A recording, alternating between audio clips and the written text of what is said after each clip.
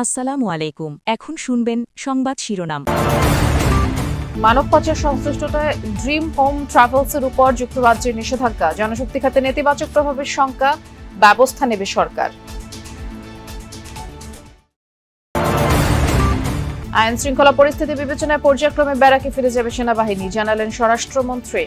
তালিকা করেই চলছে সন্ত্রাসবাদ বিরোধী অভিযান।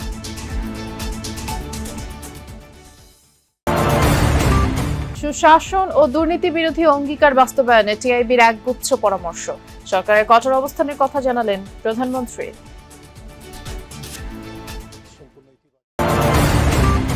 চলতি মাসেই হতে পারে বিদ্যুতের দাম বাড়ানোর গণশুনানি, চূড়ান্ত কোনো সিদ্ধান্ত হয়নি বলছেন মন্ত্রী।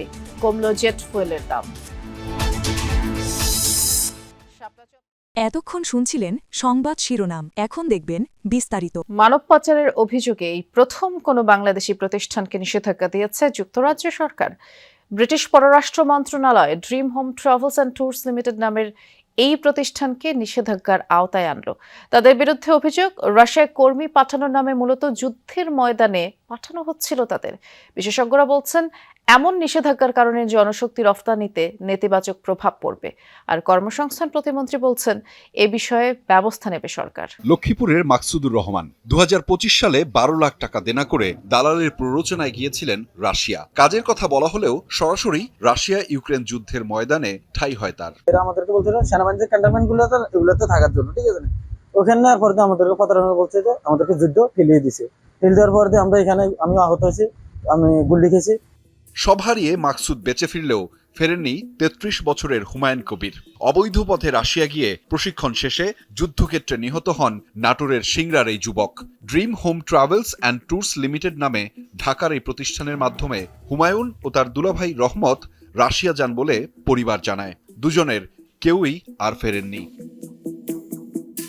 প্রতারণার অভিযোগে ড্রিম হোম ট্রাভেলস সহ ১৭টি ট্রাভেল এজেন্সিকে নজরদারিতে রেখেছিল সিআইডি।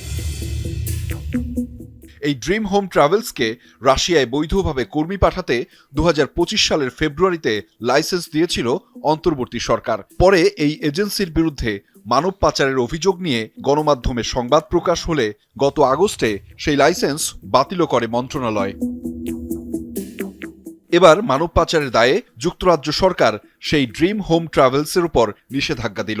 এই প্রথম কোনো বাংলাদেশি প্রতিষ্ঠানকে নিষেধাজ্ঞা দিল যুক্তরাজ্য সরকার। যুক্তরাজ্যে প্রতিষ্ঠানটির মালিকের সম্পদ থাকলে তাও জব্দের নির্দেশনা দেয়া হয়েছে। রাশিয়া ইউক্রেন যুদ্ধে সৈন্য পাঠানোর বিষয়ে সরেজমিনে দেশের আইন শৃঙ্খলা পরিস্থিতি নিয়ে জনমনে আস্থা ফিরেছে, তাই পর্যায়ক্রমে মাঠ থেকে সেনাবাহিনীকে তুলে নিতে চায় সরকার। তবে কিভাবে, কতদিনের মধ্যে সেনা সদস্যরা ব্যারাকে ফিরবে তা ঠিক করবে পুলিশ, সেনাবাহিনী ও অন্যান্য সংস্থা সকলে মিলেই। কোর কমিটির বৈঠকে এই সিদ্ধান্ত হলেও বৃহস্পতিবার দুপুরে সচিবালয়ে এই সিদ্ধান্তের কথা জানিয়েছেন স্বরাষ্ট্রমন্ত্রী। এদিন স্বরাষ্ট্র মন্ত্রণালয়ে এক বৈঠকে পরিবেশ ঠিক রেখে সিলেট ও সুনামগঞ্জ জেলার পাথরকুয়ারি ইজারা দেয়া যায় কিনা তা ঠিক করতে কমিটি গঠন করা হয়। ২০২৪ সালের কোটা সংস্কারের আন্দোলন সহিংস রূপ নিলে ১৯ জুলাই কারফিউ জারি করে সেনা নামিয়েছিল তৎকালীন আওয়ামী লীগ সরকার। ৫ আগস্ট আওয়ামী লীগের ক্ষমতাচ্যুতির পর আইন শৃঙ্খলা ভেঙে পড়লে মাঠেই থেকে যায় সেনাবাহিনী, দেয়া হয় বিচারিক ক্ষমতাও। নির্বাচিত সরকার দায়িত্ব নিয়েই নজর দেয় আইন শৃঙ্খলা পরিস্থিতির উন্নয়নে। যৌথ বাহিনীর অভিযান সহ নেওয়া হয় বিভিন্ন পদক্ষেপ। তাই ২.৫ মাসের ব্যবধানে আগের চেয়ে আস্থা ফিরেছে জনমনে, এমন মনে করেন সংশ্লিষ্টরা। ফলে পর্যায়ক্রমে মাঠ থেকে সেনা সদস্যদের তুলে নিতে চায় সরকার। সরকারি পর্যায়ে নীতিগত সিদ্ধান্ত হয়েছে যে আমরা অনির্দিষ্টকালের জন্য সেনাবাহিনীকে মাঠে আইন শৃঙ্খলা পরিস্থিতি নিয়ন্ত্রণের কাজে রাখতে পারবো না। আমরা পুলিশ বাহিনীকে একটা সুশৃঙ্খল অবস্থায় ফেরত নিয়ে আসতে পেরেছি বলে আমাদের এখন বিশ্বাস জন্মেছে, জনমনেও বিশ্বাস জন্মেছে। তো সেই অবস্থায় আমরা পর্যায়ক্রমে মাঠ থেকে সেনাবাহিনীকে প্রত্যাহার করার জন্য উদ্যোগ নিচ্ছি। সচিবালয়ে ব্রিফিংয়ে আইন শৃঙ্খলা বাহিনীর চলমান অভিযান নিয়েও কথা বলেন স্বরাষ্ট্রমন্ত্রী। বলেন, কেউ আইনের ঊর্ধ্বে নয়, প্রতিদিনই ধরা পড়ছে দাগী আসামিরা। আইনের ঊর্ধ্বে তো কেউ নয়, আমরা সঠিকভাবে তালিকা প্রণয়ন করে অভিযানে নেমেছি। কোথাও কোথাও যৌথ অভিযান চলছে এবং আইন প্রয়োগকারী সংস্থাগুলো সিঙ্গেলি অপারেশন করছে। এটার অগ্রগতি আছে। বর্তমান সরকার দুর্নীতির বিরুদ্ধে প্রতিশ্রুতিবদ্ধ বলে টিআইবিকে জানিয়েছেন প্রধানমন্ত্রী তারেক রহমান। সকালে সচিবালয়ে সরকার প্রধানের সাথে বৈঠক শেষে কথা জানান টিআইবির নির্বাহী পরিচালক ইফতেখারুজ্জামান। তিনি জানিয়েছেন, সুশাসন ও দুর্নীতি বিরোধী অঙ্গীকার বাস্তবায়নে প্রধানমন্ত্রীকে বেশ কিছু পরামর্শ দিয়েছে টিআইবি। প্রধানমন্ত্রীও দুর্নীতির বিরুদ্ধে সরকারের কঠোর অবস্থানের কথা জানিয়েছেন। এদিকে প্রধানমন্ত্রীর সাথে বৈঠক শেষে ধর্মমন্ত্রী জানিয়েছেন, অনিয়ম, দুর্নীতি ও অব্যবস্থাপনার কারণে অধিকাংশ ওয়াকফ সম্পত্তি বেহাল অবস্থায় আছে। সকালে সচিবালয়ে প্রধানমন্ত্রী তারেক রহমানের সঙ্গে সৌজন্য সাক্ষাৎ করেন বাংলাদেশ ওয়াকফর প্রশাসক সাফিজউদ্দিন আহমেদ। সাক্ষাতে ওয়াকফ প্রশাসক প্রধানমন্ত্রীর কাছে বর্তমান কার্যক্রম এবং দেশের ওয়াকফ সম্পত্তি ব্যবস্থাপনার সার্বিক চিত্র তুলে ধরেন। পরে ব্রিফিংয়ে ধর্মমন্ত্রী জানান, দেশে 6,14,570 একর ওয়াকফ সম্পত্তি আছে। এসব সম্পত্তি পুনরুদ্ধার ও লুটপাট বন্ধে প্রধানমন্ত্রী তারেক রহমান নির্দেশ দিয়েছেন। এই জন্য মাননীয় প্রধানমন্ত্রী চাচ্ছেন ওয়াকিফরা যে উদ্দেশ্যে ওয়াকফ করে গেছেন ওনাদের উদ্দেশ্যটা যেন সুষ্ঠু সুন্দরভাবে বাস্তবায়িত হয়। যে উদ্দেশ্যে ওনারা ওয়াকফ করে গেছেন সেই উদ্দেশ্যে যেন উপার্জিত আয়গুলি ব্যয় করা হয়, যাতে এখানে থাকবে না চুরি, থাকবে না দুর্নীতি, থাকবে না কোনো অন্যায়।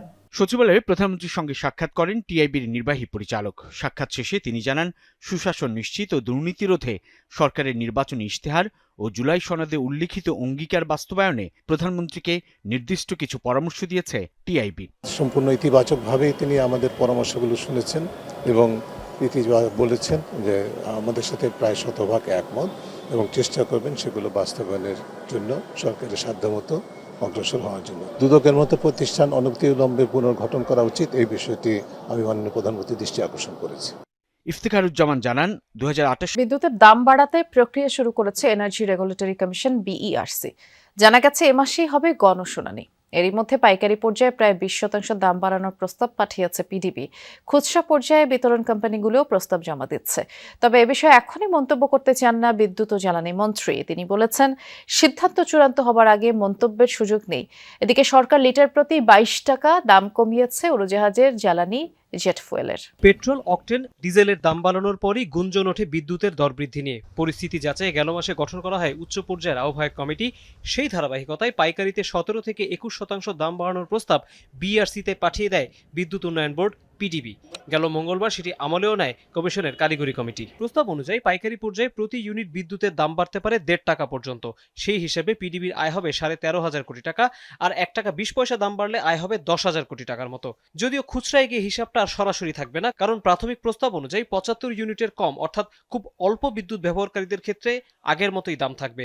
বাড়তি বিদ্যুৎ বিলের গ্রাহক পর্যায়ে বোঝাটা বাড়বে বেশি ব্যবহারকারীদের উপর। শতাংশের হিসাবে তারা 37 ভাগ।